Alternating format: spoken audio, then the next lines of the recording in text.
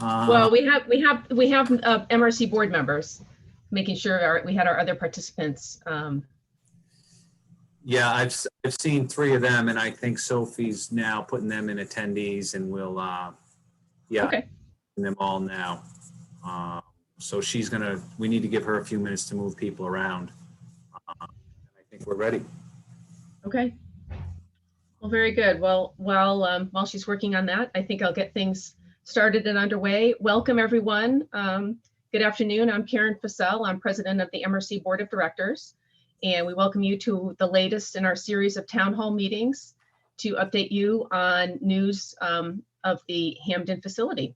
And we are very pleased to be here today to be introducing the prospective buyer for the plant.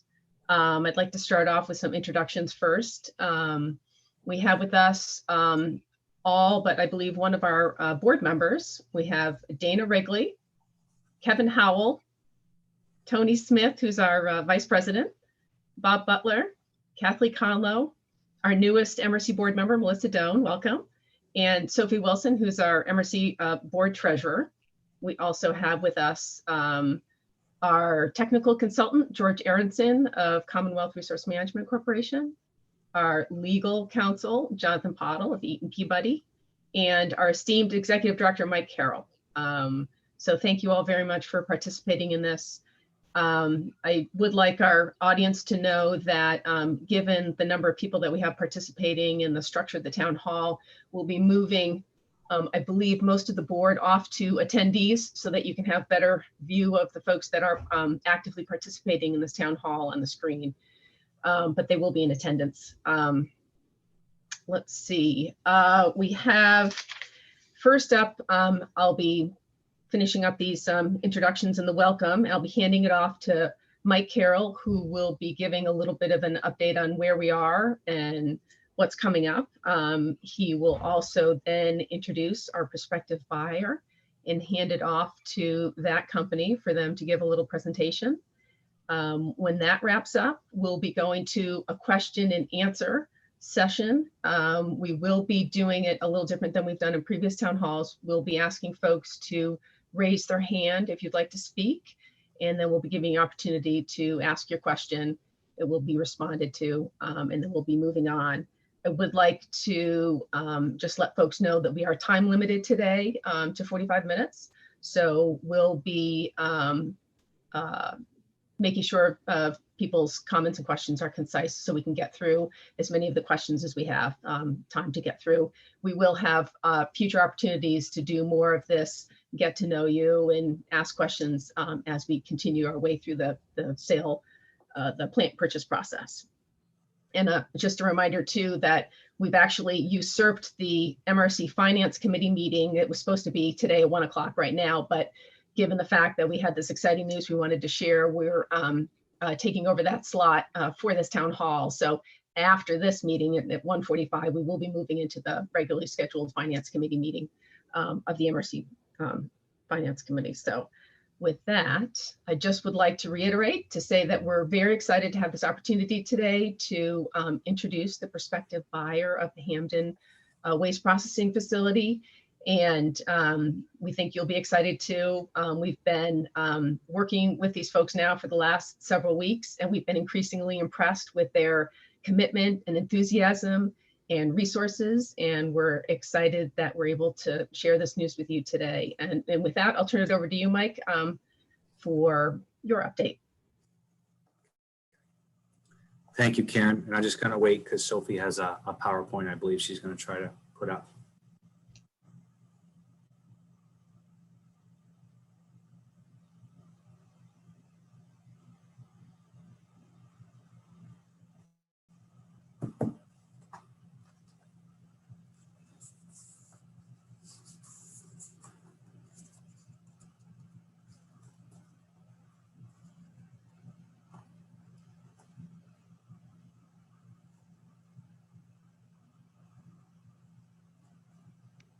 Mike, my system's not cooperating, but do you have it? Well, I just had, it's just one tile that says what I'm going to be talking about. There's no picture or anything, so I can continue, and then And I'll keep working on it. Okay. Okay, yeah, I only had the only thing on the MRC's part on the PowerPoint was basically just the topics that we're going to be talking about, which I'm going to go over right now. So I'll just emphasize on the bullets. Okay, so I'm going to get started.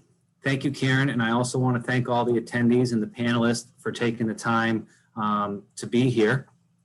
MRC is providing updates to its members regularly during the coastal facility sale process. In some cases, we could only share limited information due to confidentiality agreements and being in the midst of negotiations with potential buyers. Members have been great with all of this, and once again, I want to thank them all for their patience.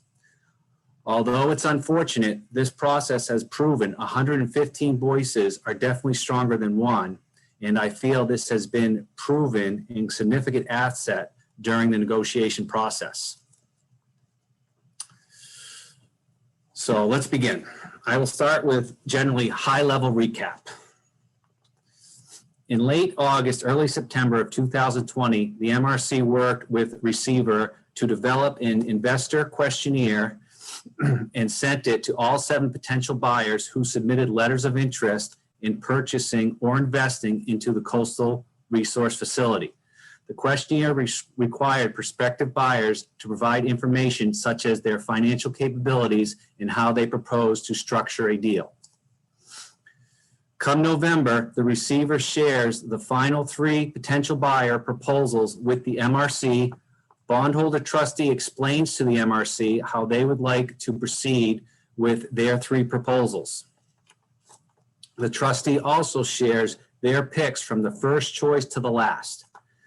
MRC schedules time to interview bidders and puts together a letter of intent, LOI, on how the MRC foresees the deal structured. It is narrowed down to 1 bidder and receivership ends. MRC's complete board of directors met with the potential buyer and their team. It is actually the same folks you're about to meet with now. Bondholder trustee and the MRC are now working directly with potential buyers through councils. Bondholders are moving forward with paying for the cost to winterize the plant while we deal with the progress. Winterization of the plant will ensure that equipment is protected from freezing up or damage. This will preserve everything and allow a quick restart when a deal has been completed. Where we are now. MRC received a memorandum of understanding, an MOU document. This document has sections binding between bondholders, MRC, and buyer. MRC addressed what we had put in the LOI into the MOU. The MOU also addresses, but not limited to, items such as what creditors are owed, expectations for winterizing of facility and timeline, permit requires of buyer and MRC, no change in the tip fee, MRC loan payback and reimbursement for costs occurred during the closure, contract assignment obligations and requirements within those assigned contracts. All three parties, buyer, MRC, and bondholders, signed the MOU on December 29th. With the MOU executed, some of the things MRC has done over the last few weeks to assist buyer in their due diligence are as follows. Over 100 letters on MRC letterhead have been sent out to coastal resource vendors stating a potential buyer will be contacting them very shortly for the purpose to discuss the current payable. MRC has scheduled meetings with some of the key players to take place this week, and some have already taken place with organizations to discuss the process of transferring permits and licenses. A list of previous coastal employees has been completed, and they have been spoken to who's still available to come back to work at the plant. The goal is to get as much legwork done now with any permitting, licensing, or staffing, so come a financial closing, we are not just starting this process. The buyer has been excellent to work with about getting this stuff prepared prior to a financial closing. Today, an asset purchase agreement draft is being worked on and will be provided to the MRC to look over in the next couple weeks and should be completed and signed sometime in February. With that document executed, a financial closing should occur within the first quarter of this year. That's what I have. That's what I have for the here and there to get everyone updated and current.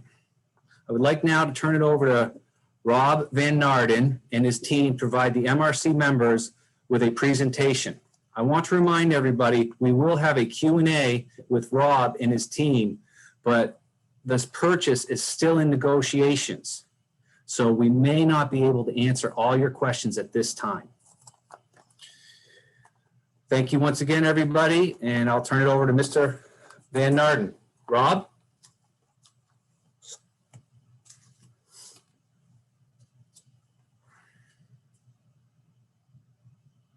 Here we go. Rob, you're muted. Is that better? Can you hear me now? Yes? Okay. So I'm Rob Van Naarden. I'm the CEO and founder of Delta Thermo Energy. And I would like to take you through some points about our company, what we plan on doing.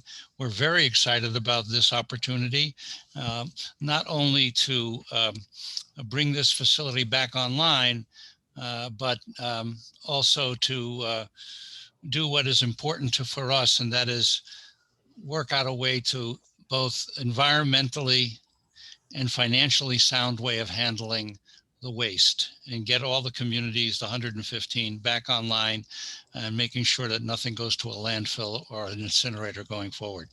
I'm going to, if you'll allow me, I'm going to share my screen. I guess the host has to let me do that. Okay, and I think Sophie's working on that now and bringing the rest of your team up.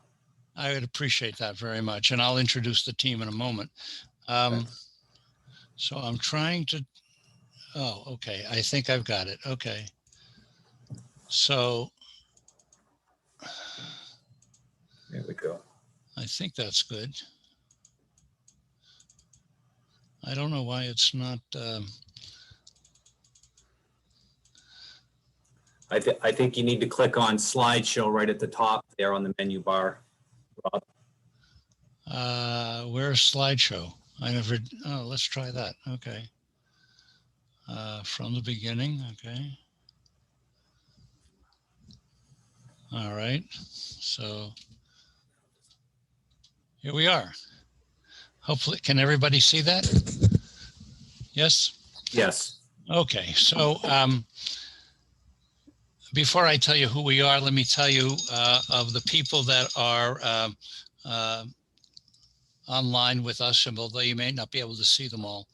Our CFO, James Versaput, is on the line. I don't know if he can speak or not to say hello. We also have Zane Crowley online, who is our VP of Operations. We have Matthew Song, who's on the line, who is our technical lead and a member of our board of directors. And we have Brian Schaefer online, who is on the team that's responsible for managing all the waste coming in and also the sale of our of the product, in this case, the wet pulp, out. So both the in and the out part. And he'll be working closely with all the municipalities in the MRC. We are a US-based company located outside of Philadelphia. And our sole focus is on the clean processing of MSW. And we all know the problems there. I'm preaching to the choir here. We have developed a bunch of processing facilities overseas. And you can see there in Germany, Japan, South Korea, and a number of other countries. All of these facilities have been running approximately 11 plus years with great reliability and great functionality, meeting all the requirements that we set out for in the beginning. And of course, we want to bring that success to Hampden, Maine as well, and to the MRC members. Here are some pictures of some of these.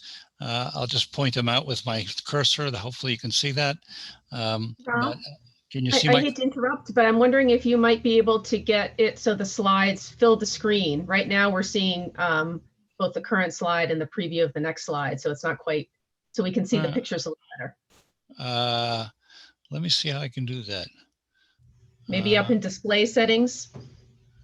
I know I see it in the full thing on mine. Hmm. So I'm a little screen. No, that's not it. I'm sorry. All right. I'll Sorry, just, that's all right. I didn't mean to hold you up. all right. Can you see my cursor moving around? I can. Okay, so this area here in the upper left-hand corner is just to depict what our architects have, if we were to start from scratch, the kind of facility that we would build. That's not the case in Hampden, but just to give you an idea of the comparison to a typical incinerator. There's no high stack or anything. This is our facility in Japan. This is called a hydrothermal decomposition unit. This is the facility also in South Korea. This is in South Korea as part of the wastewater treatment facility. This is the facility in Dresden, Germany, which is a paper plant actually used to make what we call egg crates, which you buy in the supermarket. They're the largest manufacturer of egg crates in Germany, all done with our system. They're completely off the grid. And this is also in Germany. So you get a sense of some of the facilities we have. We've had pilot testing facilities here in the United States for a number of years, mostly at the Atlantic County Utility Authority in Egg Harbor Township, New Jersey, which is right outside of Atlantic City. That is a fully integrated utility authority, meaning they have their own wastewater treatment plant, their own liquid nitrogen production facility, including pumping stations for all the jitneys in Atlantic City. They have their own composting center, their own landfill, their own transfer station, sorting center, et cetera, et cetera. And because of that, we were very fortunate to rent space in one of their buildings to build our facility, which ran very successfully for 3+ years, and it's now running in Williamsport, Pennsylvania. We've achieved permitting for waste, for taking in waste, for air, for water, for quality of runoff and all that stuff in Pennsylvania, New Jersey. And we anticipate no problems in Maine. And we've also done some work in Allentown, Pennsylvania. And here are some pictures of the sorted and shredded waste going in. This is a high performance boiler. This is our unit that transforms the waste into a fuel. This is a dryer, and this is the end fuel. It's really a powdered, dry fuel, and this is our wastewater treatment plant. We have a lot of experience on our team. A number of members of our team have been in the waste industry for 30+ years with these kind of companies, Covanta, Violi, and Waste Management. We also have a lot of experience with MRFs and just recycling programs as they would typically be around the northeast part of the country. We are committed to rehiring the current, or former, I should say, CRM facility workers, assuming they're still available and they meet our criteria. But we would love to have some experienced people that were already there, should we be able to do that. And we'll make sure that we go through every one of them. Why is this facility interesting to us? Well, it's two reasons. One, obviously, the building exists, the permits are there so that we can hopefully transfer them with DEP fairly easily. And the contract that exists between the MRC that we will acquire as part of the acquisition of the facility. Those are very important factors for us.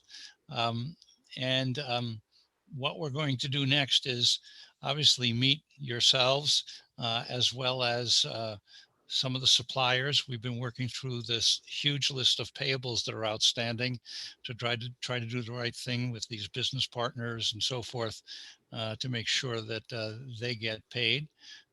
We plan on restarting the facility. My guess is that between now and 60 to 70 days from now, it'll take to close the financing and close on the acquisition. And within 4 to 6 weeks after that, we fully expect to be able to restart the facility as designed, meaning that I won't even mention the name, but the other company that put this technology in, we understand it, we've reviewed it, and we feel confident that we can get it restarted. May need some improvements and a minor improvements. Let's leave it that way. We will also assess the operations, because clearly we want to make this as profitable as possible for us. But rest assured that the tipping fees will not be changed. We'll honor the contract as is. And so hopefully you will see no disruption in how to do this. And then over time, we'll add some new services and new technology that I think will benefit all the municipalities serviced by this contract. Why will this be successful is probably something you're thinking about.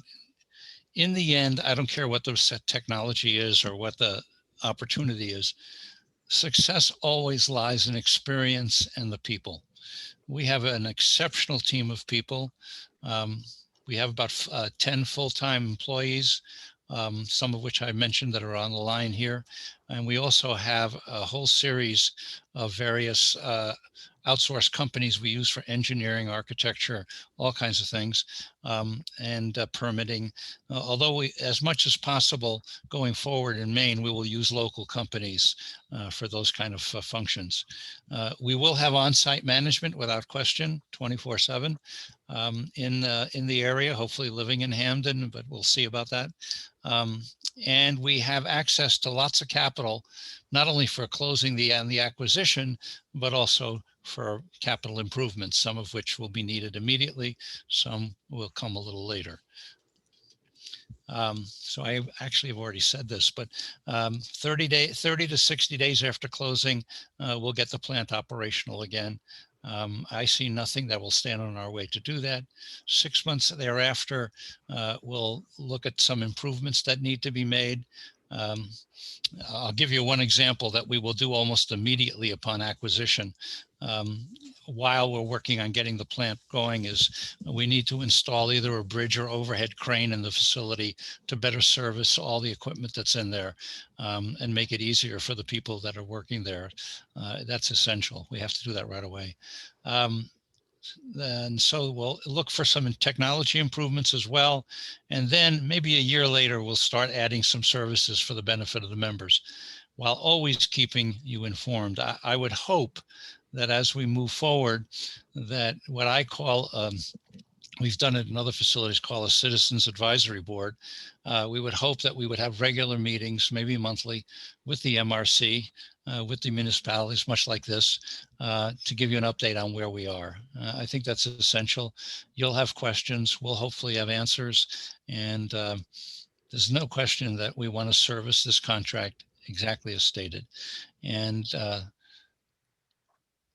so the fact that I underlined this one thing, no change to the contract of the shipping fees, that's a given. There will be no financial impact on you other than what's in the contract. Longer term, we see other opportunities for diversion from landfills and incinerators to improve, the whole green environment. Everybody on our team, obviously, because we've worked in the waste industry, are environmentalists. We truly believe in this green movement, but landfills and incinerators are a no-no. They're not good. They're not a good option, and we don't want to be any part of it. I mentioned here sewage sludge. Each one of your municipalities either has their own or shares a wastewater treatment plant, and the output of a wastewater treatment plant is typically a sewage sludge component, which most landfills in the country don't want to take. In fact, as we speak here today, there are barges that are moving from New York City south outside the 12-mile limit. So they put them in international waters. All they do is carry sewage sludge from New York City. It used to go to Louisiana. Believe it or not, they have to travel all the way south to Louisiana to a landfill down there. But recently, a couple of months ago, they refused to take it. And so they're looking for other places. We eliminate that need, and we'll get to that later on. we believe that we have a solution for a long-term environmentally sound disposal of MSW, and we plan on providing that technology over time to the facility, along with the current pulp manufacturer, the wet pulp manufacturing, which can be sold, I guess, to a number of companies. And there's a customer, I believe, in Canada for that right now, which we'll also try to revitalize. So with that, I would love to entertain any questions, either financial, technical, whatever you like. We are an open book. And would really look forward to lots of engagement with local citizens as well as the members of the MRC. So, Rob, why don't you take your, if you don't mind, take your screen down now, and then we'll put the people. There you go. Okay. We can go. Rob, thank you so much. That was a great presentation. We hope our attendees appreciated it as well. I wanted to remind folks that if you're interested in asking a question of Rob or anyone on his team or anyone at MRC, you can raise your hand, and Sophie will magically empower you. I think I see at least one raised hand. We're also taking questions live on Facebook, so if you can enter a question there if you're participating that way. Mr. Banks, I Karen? believe. Oh, yeah. sorry, Karen. We are not taking, I'm not looking at comments. If somebody else is, I don't have Facebook up. I have all I can manage right here. So Okay. we're streaming on Facebook with a message that if they wanted to participate, they needed to join the Zoom meeting. And this Oh, is okay. John Banks, who does have permission to speak. Okay, very good. Oh, Mr. thank Banks. you. Can you hear me? Yes. Yes, we Oh, can. okay. Yeah, thanks for that great presentation, Rob. That was very informative. I was pretty excited at the beginning of it when you mentioned that one of your operating principles is no landfilling and no incineration. I was a little less excited toward the end of the presentation when you put that in the category of a long-term goal. So I'm wondering if you could just talk a little bit more about how you plan to get there as one of the long-term goals. Thank you. John, thanks for asking that question. I probably misstated that. It is an immediate goal for me. I don't like landfills and I don't like incinerators. I think they're bad for the environment, and they're certainly bad economically. John, let me correct that if I said it incorrectly. From day one, we will try to do everything in our power to eliminate anything going to an incinerator or a landfill. Longer term, we continue to maintain that. I think you know that longer term we have our own technology, which we may put in at some point in time, but that's down the road. We got to get this facility operating as is ASAP. Does that answer you, John? Well, kind of. I appreciate it, but I'm kind of looking more for some more concrete, specific actions that you're looking to take to get you to the goal of no incineration and no land. If that information's available and okay for public consumption. Well, I want you to know, maybe this will make you feel more comfortable, John, is that the facilities I showed you overseas, none of the output goes to a landfill or an incinerator at all. In fact, you should know that the facilities in Japan doesn't have any landfills. And although they do have a couple of incinerators, it's an island. They can't go dump it over in the ocean. That's illegal. So they have very, very advanced, what you and I would call an incinerator, you would not even notice in Japan. They look like office buildings and they don't pollute. So I can tell you categorically that the Japanese standards and the German standards are the toughest in the world. They are far tougher than anything EPA or local DEPs can come up with. And we beat the standards on all those, whether it's air pollution, water pollution, whatever. And none of them use landfills or incinerators. So we anticipate adopting that same style of operation and have every intent to live by that. It's important. I'm an environmentalist. I even drive an electric car. Thank you. You know, I just want to take a minute to add that, you know what, the goal is to start the operation up as is right now, and just to make sure, because everything that we're diverting and get back to our normal numbers of over 50% is being diverted. And, you know, down the road, Rob will be adding, you know, to increase those numbers and make those numbers better. But I want to just reiterate that, you know, the incinerator currently, because of the situation we're at, has been important to us and been a big partner with us while also has closed, you know, to keep this stuff out of landfill. So we'd much rather not see it go into landfill. And, but PERC has been a big part to help us out with this. And I think that when Delta comes in, they'll be starting as is and then making those numbers better over time. Correct. Karen, we have Sam Rogers who is able to speak. Sam should be able to speak.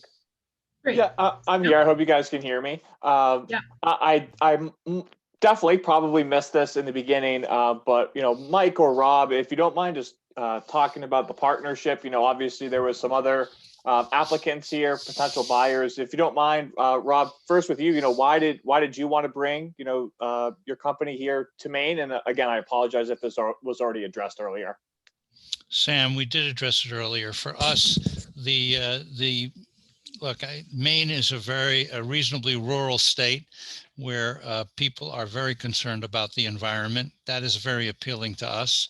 But more importantly, the facility already exists, the building is there, and the contract with the 115 municipalities is in place. That's what we're acquiring.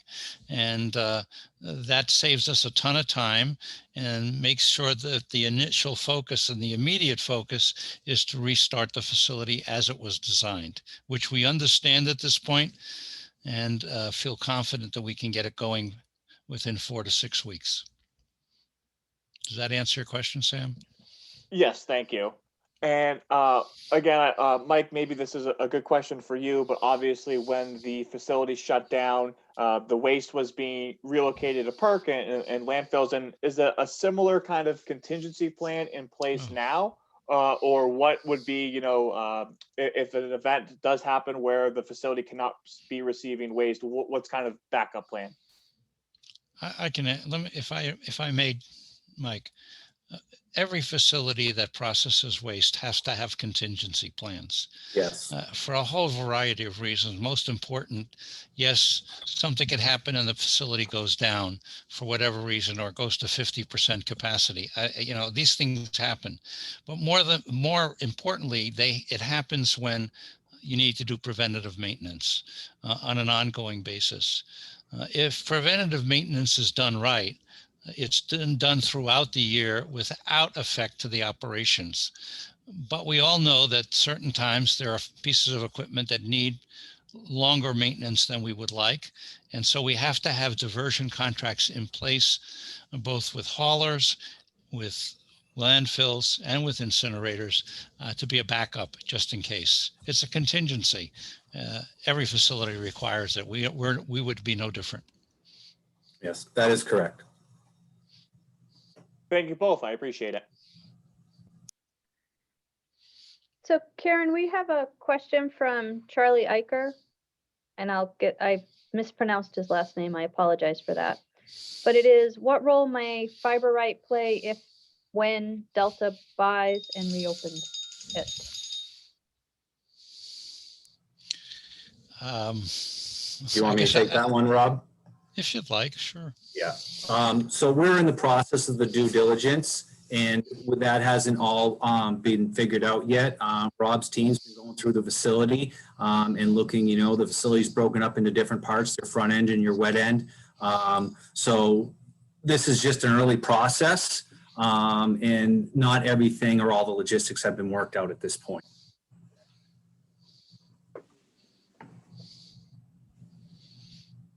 Does that answer your question? Yes, he says it does. Okay. Any other questions from anyone out there? You can raise your hand.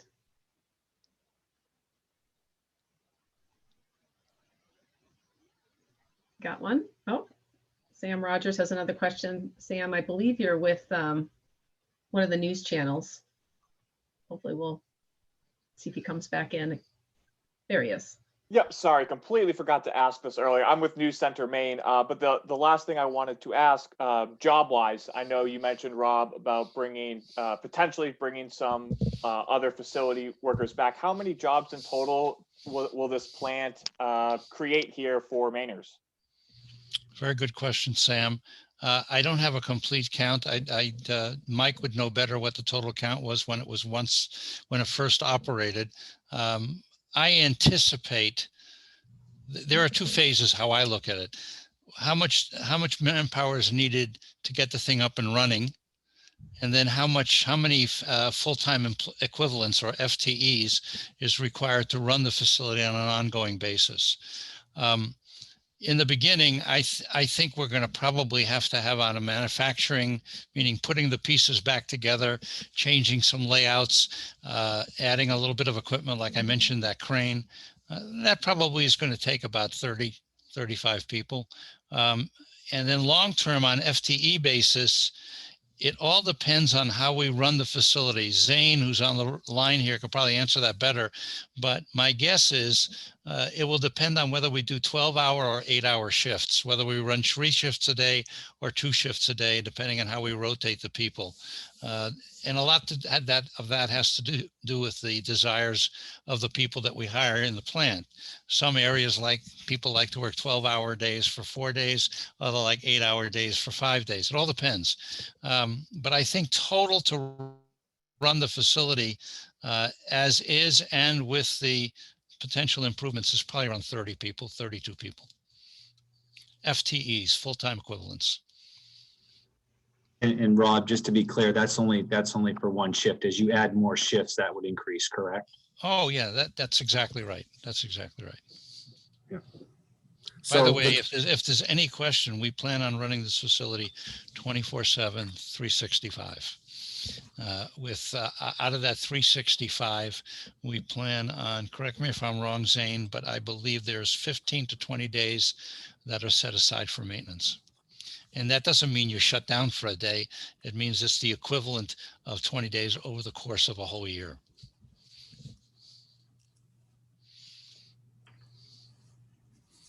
All right. We have a couple questions that came in through the chat, and then we also have somebody who's raised their hand. I'll start with the ones in the chat. Question from Cheryl Robertson. I'm wondering about the municipal contracts and the ban on starting community composting projects. If new technology is down the road, will we be able to re-up? I'm assuming that means re-up or restart composting programs, perhaps. So I don't, yeah. So I've been getting a lot of those. What I've been asked is composting programs where they're adding bins to transfer station stuff. The first thing I look at is that we made a commitment to this plant on the tonnage of MSW to provide it. And if the compost was already in that MSW and that's part of their commitment, then we still need those tonnages to go to this plant to meet that commitment. And that's how it will be financially successful, and composting are heavy. So that's how that's something we're going to have to look at. If people are way over on their tonnages, and then that's something that can be looked at. But you got to remember, we've made a total tonnage commitment to this plant so that it would be successful. Did you have something you wanted to add, George? Yeah, just that, the joint agreement does, and the master waste supplies agreement do address this. I mean, there's some flexibility within the language. We don't know the exact circumstances of operation going forward. Some of that we're going to learn as we go, but there is flexibility to be responsive. So I know it sounds like an unresponsive answer, but all I can say is we've heard the concern. There's a way to address it within the contract, and we'll do our best to address it. We know that there's interest in those programs, and we'll see what we can do to accommodate it as we go forward and see, what the details look like. Great. Thanks for that point, George. I'll do one more question from the chat, and then we'll go to a couple of the raised hands. We have a question from Carrie Donovan. Some towns have arrangements to send single sort recyclables to the plant for a reduced tip fee. Will that continue? And I don't know if Mike or Rob is able to address that one yet. Could you repeat the question again, please? So this is a question about the separate single stream recycling contracts. I believe a handful of towns that had separate single stream recycling contracts with Coastal Resources. Our joinder agreement specify that goes in at a reduced tip fee, not more than 50% of the tip fee for MSW. And I guess, I don't know if Mike or George has an answer to that, because I think it's a little TBD. My understanding is, so Rob, it's not much at all. There is a handful of our members out there that, will sort out their newspapers and that type of thing. Coastal, part of our agreement is that if they sort their recycling and then the tip rate is half of what the current MSW rate is, and that's what we have in our agreements. Coastal seemed very beneficial. Coastal, they were able to run that separately, speed everything up. And of course, most of that was your field commodities and that type of thing that had the higher. So, and where we're assigning the contracts, I believe it does state right in the contract that offer to the member that they have this at half the tip rate. So I don't think it's going to be a big issue that you're going to have to deal with, and there's not that many of it. And there is advantage to get it in this sort of recycle, like I said, because they could turn everything and run it a lot quicker. All right, we'll look at it. So we're running low on time. I wanted to give the person who had their hand raised a chance to ask their question, and then I was going to quickly go through the questions in the chat and try to knock them off so that we can wrap up here within the next 5 minutes so we can get into our Finance Committee meeting. So Sophie, if you could bring Meredith in, I think she's been waiting for a little while. Thank you. Can you hear me now? Yes. Okay, so Carrie Donovan actually asked my question about the recyclables, but did it end up being that we're not sure if it's going to be 50% of the tipping? I mean, is the price not yet determined what would be charged for single sort recyclables? And Meredith, I don't believe during the due diligence process, we have gotten there yet. We're unsure if this is going to be something that is assigned as part of the contract or not. So we're just not there yet. Thank you very much. Thank you. This was I've really enjoyed listening to you, Rob. Thank you. My pleasure. All right, I'm going to quickly go through a few of the questions in the chat here so we can wrap up. There was a follow-up question from Charlie iHacker from the BDN wanting to know whether Delta Thermo would have a local manager on site in contact there for day-to-day operations of the plant. And I believe that is a yes, Rob, if that's correct. Absolutely correct. Great. Let's see, we have a question about extracting glass. I think we'll address that later on down the process later on, not at this meeting. Karen, just to be clear, it's a very simple answer. Yes, we do extract glass. Okay. And we sell then it to the question is it recycled or repurposed? recycled. Okay, thank you. There's a question about returning or rehiring employees. Is that going to include anybody from the previous administration? Not quite sure exactly what they might be referring to, but I don't know the distinction between that you're trying to make between administration and people that are on the ground in the plant working. Our view is we have our own administration, but the people on the ground working at various levels in the plant, those are the people we're looking at to rehire. thank you. And somebody's trying to get a little sense of the Delta Thermo operations. And they want to know if they're understanding the process correctly, that the first stage is recycling extraction and the second stage is organics extraction in sort of a overall conceptual. Probably Zane should answer that better than I do. Zane, are you listening to this? Do you hear this? Yes, I do hear it. That's the way it's set up right now, with the front end being the separation and the back end, the wet end, the organics, and the production of the methane.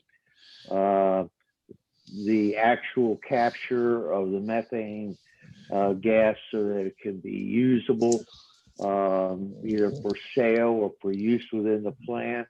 That's one of the very first options we're going to look at. Thank you, Zane. Yes, thank you. All right, I'm gonna let the last question be asked, and with that, after this, we'll wrap it up. So Gabe Govan,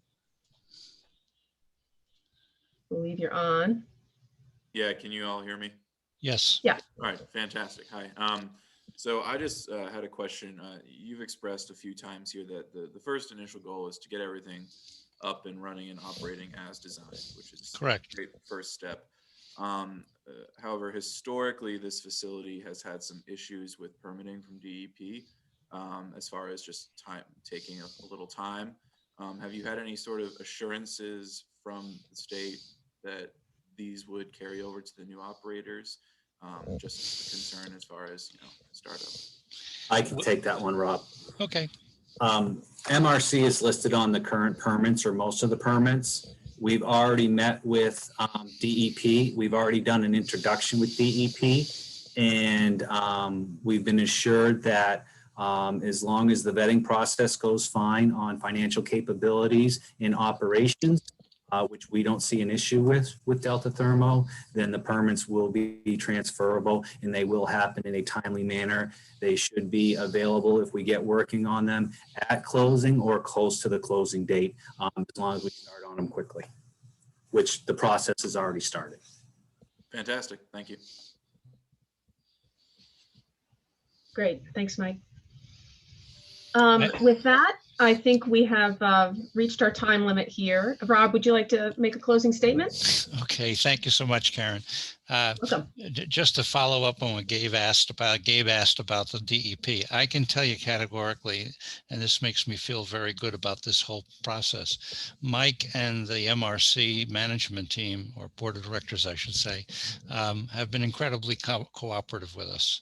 And it is through their leadership that we've been able to talk to DEP, and we're going to be talking this week to the water department and a whole bunch of other people, the town of Hampden. And so I feel very confident that this will all go reasonably smoothly. There are always hiccups, but we're all grown people. We know how to handle those. And I just want to thank everybody for the opportunity to present to you. And I look forward to a long-lasting, mutually beneficial relationship. Thank you.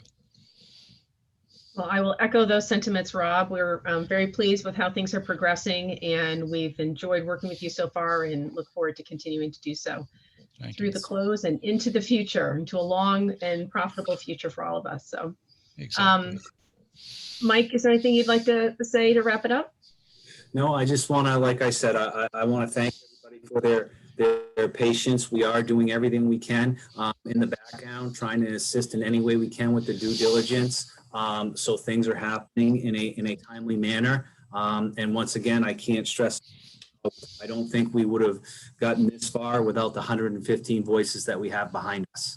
So I appreciate everything everybody's doing. And I really want to thank the board for all their help that they've been giving me with as I get a little bit in underwater, and especially George and Jonathan as our consultants and our legal. Yes, definitely assured, and to you too, Mike, who does not know the meaning of the word holiday, as you work 24/7 to make sure this comes through to fruition. So our members appreciate that and appreciate all those efforts. So with that, I'd like to just, for folks that are left on, to remind people that I think it is next week, next Wednesday, January 27th, we have a regular quarterly board meeting of the MRC. And we'll be providing further updates at that time. You're always welcome to participate. That too will be via Zoom and live streamed on Facebook. And with that, I think we'll move into our Finance Committee meeting, which will become a slightly different animal. Sophie is going to guide us through that. So my plan, Madam President, is to stop the Facebook live feed because we don't normally live feed committee meetings. Sounds good. And to ask people to take a 5-minute break unless you'd like to co-host the first part of the meeting because I have something I need to take care of. And then we can come back. Finance Committee members will pop back up on the screen. Jonathan, you're not joining us for this one, are you? No. No, I don't typically join Finance Committee meetings. Yeah, unless that, you would that like makes me there. happy. No, no, I'm good. You can as a So citizen. does that work for you? As Yeah, far that as the sounds plan? good. 5-minute break sounds great. All right, so let me get people up and we'll take a break. And it will be the same link. We just stay on and can mute ourselves. Yep. And okay, Yep. sounds great. All right, take care. Thank you, John. Thanks, John.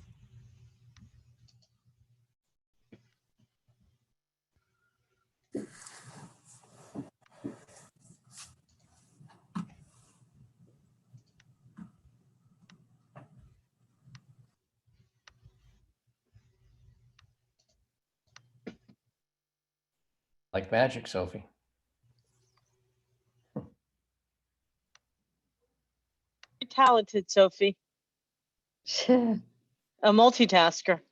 Yeah. Yeah, if you only knew. I can imagine. I'm also gonna stop recording. Is that all right? Because we don't normally record committee meetings.